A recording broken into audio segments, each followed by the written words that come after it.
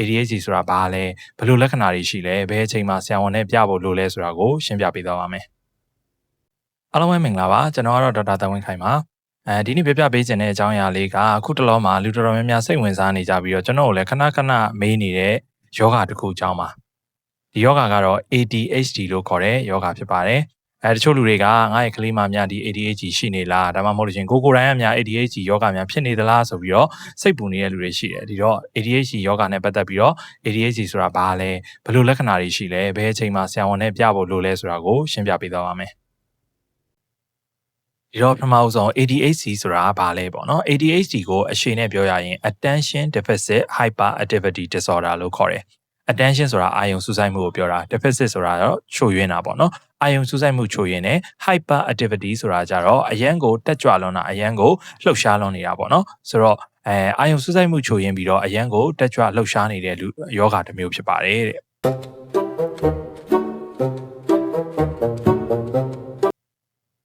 ADHD ကဘာလို့ဖြစ်တာလဲဆိုတော့ကျွန်တော်တို့ဒီအုံနောက်ဖွံ့ဖြိုးမှုနဲ့ပတ်သက်တဲ့ချို့ယွင်းချက်ရှိသွားတဲ့ယောဂလို့ပဲပြောရမယ်ဒါကကျွန်တော်တို့မိဘတွေရဲ့စွန့်တင်ဆုံးမမှုမကောင်းလို့ဒီကလေးကစိုးနေတာမဟုတ်ပါဘူးသူ့ရဲ့ခန္ဓာကိုယ်မှာဒီအုံနောက်ဖွံ့ဖြိုးမှုမှာချွင်းချက်ဖြစ်နေတဲ့အတွက်ကြောင့်အာယုံစူးစိုက်နိုင်စွမ်းနေသိမ့်မရှိဘူးကိုယ်လည်းထိန်းချုပ်နိုင်စွမ်း self control ပေါ့နော်အဲ့ဒီကောင်ကအားနေတယ်ကိုယ့်ရဲ့လှုပ်ရှားမှုတွေကိုလည်းပုံမှန်တိုင်းထိန်းညှိနိုင်ဖို့ပြဿနာတွေရှိလာနိုင်တယ်ကမ္ဘာပေါ်မှာတဲ့900%သောကလေးတွေက ADHD ရှိတတ်တယ်တချို့တွေဆိုလို့ရှိရင်တော့အသက်ကြီးတဲ့အထိပါသွားပြီးအများစုကတော့အသက်ကြီးလာတဲ့အခါမှာဒီလက္ခဏာတွေလျော့သွားတတ်ပါတယ်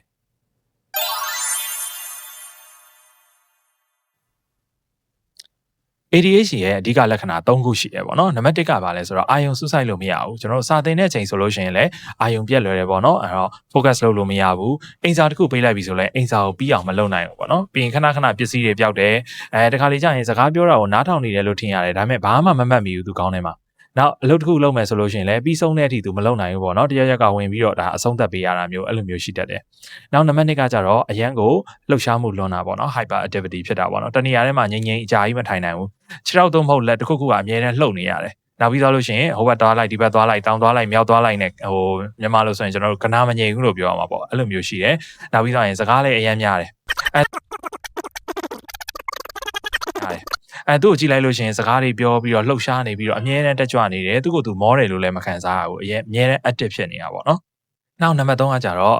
့ဆုံးဖြတ်ချက်အရမ်းမြန်တယ်တခုခုเนาะဆိုလို့ရှိရင်အန်ဒီရရှိတယ်မရှိဘူးဆိုတာတွေမစမ်းစားနိုင်တော့ဘူးเนาะချက်ချင်းထားလုပ်လိုက်တာမျိုးစိတ်ထဲပေါ်လာပြီဆိုတာနဲ့ချက်ချင်းထားလုပ်တတ်တယ်နောက်တယောက်နဲ့တယောက်စကားပြောနေရဆိုလို့ရှိရင်လည်းကိုယ်လက်မရောက်သေးဘူးပေါ့เนาะတစ်ဖက်လူကပြောနေတော့ရှိသေးတယ်ကြားဖြတ်ပြီးတော့ပြောတယ်နောက်မေးခွန်းတစ်ခုမေးလိုက်တယ်ဆိုလို့ရှိရင်လည်းအဲ့ဒီမေးခွန်းကမပြီးသေးဘူးမေးခွန်းမေးလို့မပြီးသေးဘူးချက်ချင်းအဖြေကောက်ပေးလိုက်တာမျိုးကိုယ့်ရဲ့အလှည့်ကိုမဆောင်နိုင်ဘူးပေါ့เนาะအဲ့တော့ဒီလက္ခဏာ3ခုက ADHD ရဲ့သိတာတဲ့လက္ခဏာ3ခုဖြစ်ပါတယ်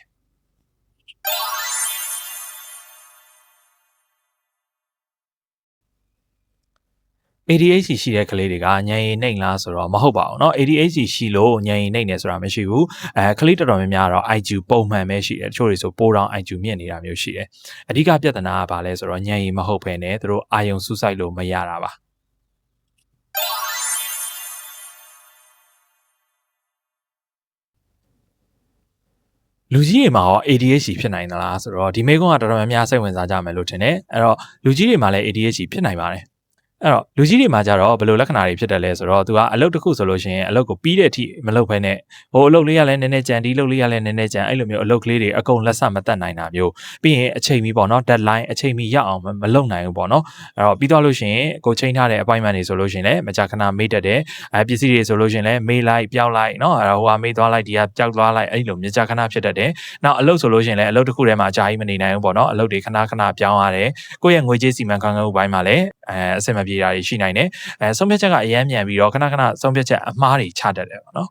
ဒီလိုလက္ခဏာတွေဖြစ်တိုင်းတော့ ADHD လို့လည်းကျွန်တော်ပြောလို့မရပြန်ဘူးအဲ့တော့ဒါတွေကကျွန်တော်ပုံမှန်လူတွေမှာလည်းဒါဖြစ်တတ်တယ်ပေါ့နော်ဒါပေမဲ့လည်းဒီလိုလက္ခဏာတွေခဏဖြစ်လာလို့ကိုယ့်ရဲ့ဒီလုပ်ငန်းခွင်ထဲမှာပဲဖြစ်ဖြစ်နေ့စဉ်နေထိုင်မှုပါပဲဖြစ်ဖြစ်ပြဿနာတွေများလာပြီးအခက်အခဲတွေကြုံလာပြီးဆိုလို့ရှိရင်တော့ဆရာဝန်နဲ့ဒါတိုင်ပင်ဆွေးနွေးဖို့လိုပါလိမ့်မယ်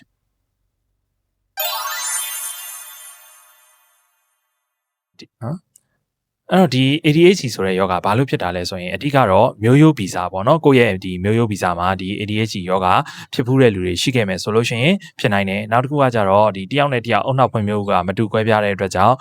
ဖြစ်ကျင်တဲ့လူဖြစ်နိုင်တယ်ပေါ့နော်အဲ့တော့များသောအားဖြင့်ကိုယ်ဝန်ဆောင်ချိန်မှာဆိုလို့ရှိရင်စစ်လိပ်တွေအရက်တွေမူရစ်ဆေးတွေဒါတောက်သုံးထားမယ်ဆိုလို့ရှိရင်မွေးလာတဲ့ကလေးမှာ ADHD ဖြစ်နိုင်တယ်နောက်လမစေဘဲနဲ့မွေးထားတဲ့ကလေးတွေဆိုလို့ရှိရင်လည်း ADHD ဖြစ်နိုင်ပို့ပြီးတော့များပါတယ်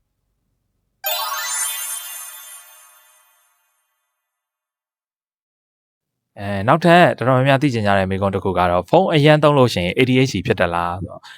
အဖြေကတော့မဟုတ်ပါဘူးเนาะဖုန်းသုံးလို့ ADHD မဖြစ်ပါဘူးဒါပေမဲ့လူတစ်ယောက်က screen time တွေအရန်များတယ်ဆိုရင်တော့အာရုံစူးစိုက်နိုင်စွမ်းတွေကျသွားတတ်ပါတယ် ADHD ရှိပြီးသားလူတွေမှာ screen time များလာလို့ရှိရင်ခုနကတော့ ADHD လက္ခဏာတွေကပိုပြီးတော့ဆိုးလာတတ်ပါတယ်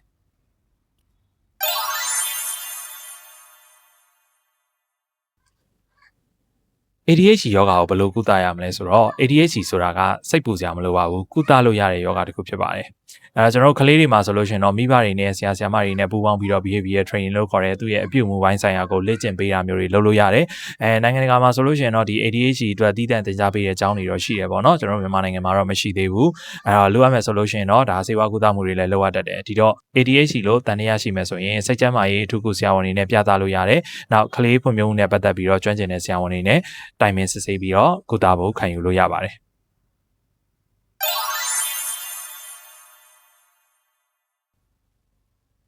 ဆိုတော့ဘယ်လိုအချိန်မျိုးမှာဆရာဝန်နဲ့ပြသရမလဲဆိုတော့ဒီ ADHD ရဲ့လက္ခဏာတွေက6လထက်ကြာပြီးတော့စတိုက်ရှိနေခဲ့မယ်ဆိုလို့ရှိရင်အိမ်မာတွေမကဘဲနဲ့အเจ้าမှာပါဒီလက္ခဏာတွေဖြစ်နေပြီးတော့မှကိုယ့်ရဲ့စာသင်ကြားမှုနဲ့ပတ်သက်ပြီးတော့ထိခိုက်လာပြီးတကယ်ချင်းတွေနဲ့ပေါင်းသင်းဆက်ဆံရေးမှာပြဿနာတွေခက်ခဲတွေရှိလာပြီးကိုယ့်ရဲ့နေ့စဉ်ဘဝကိုထိခိုက်လာပြီးဆိုလို့ရှိရင်တော့ဆရာဝန်နဲ့ပြသဖို့လိုအပ်ပါလိမ့်မယ်အခုဆိုရင် ADHD ယောဂနဲ့ပတ်သက်ပြီးတော့ပြည့်စုံစုံလေးသိသွားပြီလို့ထင်ပါတယ်အဲ့တော့ ADHD ယောဂလို့တန်တရားရှိတယ်ဆိုလို့ရှိရင်စိတ်မပူပဲနဲ့စိတ်ချမ်းသာရေးထုခုဆရာဝန်တွေကလေးထုခုဆရာဝန်တွေနဲ့တေချာဆွေးနွေးတိုင်ပင်ပြီးတော့ကုသလို့ရပါတယ်အခုလိုမျိုးကျမ်းမာရေးဗီဒီယိုလေးတွေကိုဆက်ပြီးတော့ကြည့်ချင်နေဆိုရင်ကျွန်တော်ရဲ့ channel လေးကို subscribe လုပ်ပေးထားဖို့မမေ့ပါနဲ့နော်သိချင်တဲ့မိကုန်းတွေရှိရင်လည်း comment မှာမေးထားခဲ့လို့ရပါတယ်အားလုံးကျေးဇူးတင်ပါတယ်ကျွန်တော်ကတော့ဒေါက်တာတဝင်းခိုင်ပါမြေရှင်တန်တန်းကျောင်းရဲ့ founder ဖြစ်ပါတယ်